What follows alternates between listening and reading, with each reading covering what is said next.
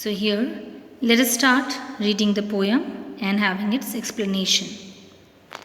Away, away in the Northland, where the hours of the day are few, and the nights are so long in winter that they cannot sleep them through.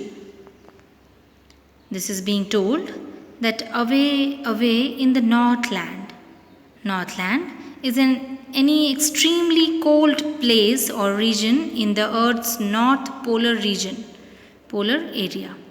So it should be extremely cold as the sun rays reaches for a few hours only there. That is why it is said by the poet that away, away in the Northland, far away from the rest of the countries and world, away, away in the Northland, where the hours of the day are few.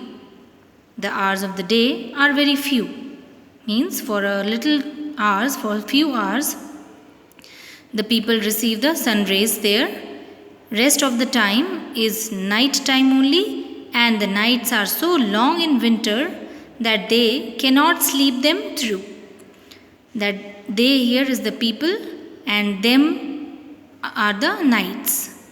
So the poet says that nights are so long in winter that the people there cannot sleep throughout the night. As it is too long, people are not able to sleep for a long time. They get tired of sleeping even. And days are very few hours long only. Where they harness the swift reindeer to the sledges when it snows, and the children look like bears' cubs in their funny furry clothes.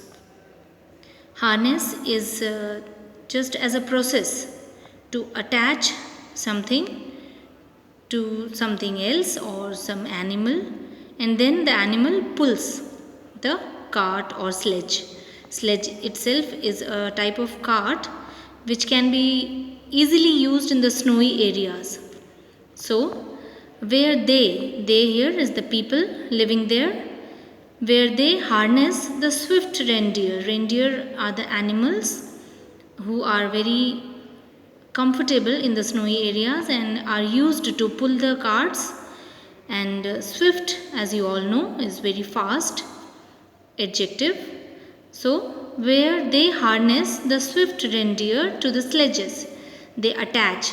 Harness in one word, if I say, it is to attach the sledges to the swift reindeers when it snows, when it is snowfall there, for the transportation. If I say, they use the reindeers which are very swift actually, and they attach these swift reindeers to the sledges to pull when it snows. And the children look like bears' cubs in their funny furry clothes. The children, when they wear their furry clothes to protect themselves from the cold, they look very funny. They look like bears' cubs. Fur, if we talk about furry clothes, then you must be knowing that it is some animal skin which has hair on it and which can be used as a cloth. When it is taken away from that animal, it can be used as a cloth, and it's very helpful to protect somebody from the cold. That is why in the snowy and very extremely chilled areas, these furry clothes are extremely used. Okay, now let's move on to the third stanza of the poem. They tell them a curious story. I don't believe 'tis true. This word 'tis here is it is. Okay, short form of it is. Generally poets use these type of words to improve the beauty of the poetry. So they tell them. They here are the people, elder people, and them are the younger ones. So they tell them a curious story, a very exciting story, a story which keeps the children spellbound. So they tell them a curious story. I don't believe 'tis true, and yet you may learn a lesson if I tell the tale to you. This T-A-L-E, tale, as you all know, tale is a story. So the poet says here, the generations pass this story to next generations. But still the poet says that I don't believe it's true. Poet himself does not believe, does not believe it to be true. But still she says that yet you may learn a lesson. Here you are, we all the people, the listeners. Yet you may learn a lesson if I tell the tale to you. You may learn a moral lesson from the story if I tell you the story to you all. And now, with the fourth stanza, the poetess starts the poem, the story. Once, when the good Saint Peter lived in the world below. Lived in the world below is a phrase to show that he was alive. Once, when the good Saint Peter, when a very good person, actually very good human being, lived in the world below, was alive and walked about it. It is used for the world again. Walked about it means he roamed around the world preaching. Preaching is to give some religious advices, religious teachings. Just as he did, just as he did. He usually did throughout his life. You all must be knowing, as it is said that it was a saint. He was a saint. So he did preaching all his life. He came to the door of a cottage in travelling round the earth. He came to the door of a cottage during travelling around the earth, where a little woman was making cakes.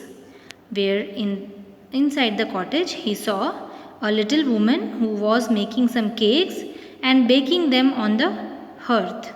Hearth is the lower place of the fireplace which we also use to cook. So he saw the lady baking some cakes on the hearth. And being faint with fasting, for the day was almost done. This for here is used as because. So, and being faint with fasting. Faint is to grow weak. So the saint was getting weak due to fasting. For the day was almost done, almost over. It was almost evening time. Day was almost done means day was almost over.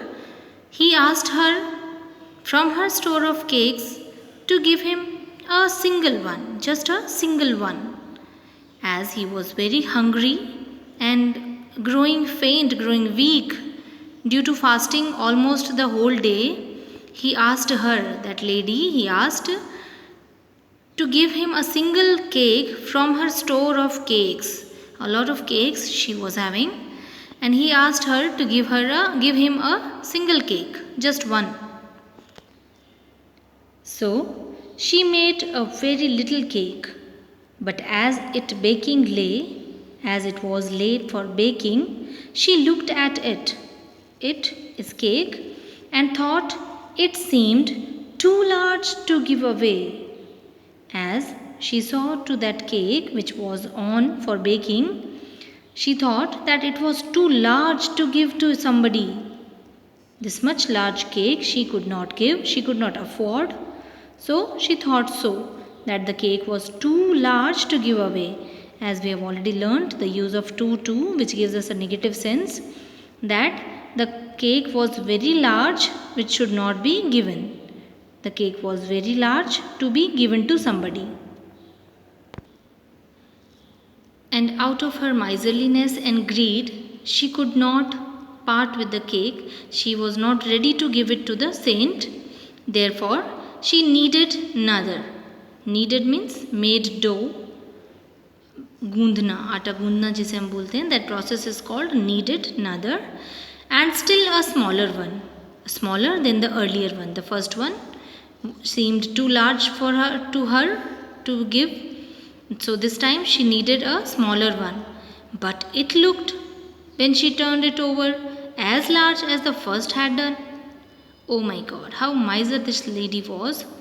When she turned it over, she felt that it was also as large as the first one.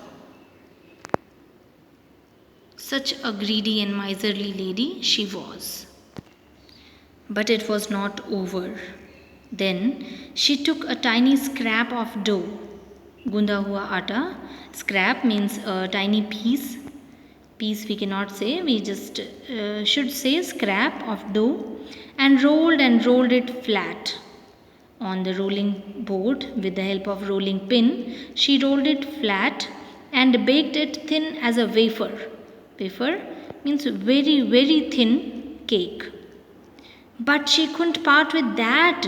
Oh my god, what a lady she was. A wafer like cake also she could not give.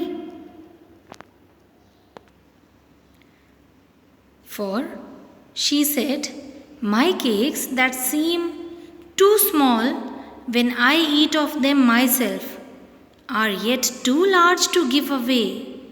She thought to herself and said, when I eat these cakes, they seem too small, but when I need to give them away, they seem too large. What is this?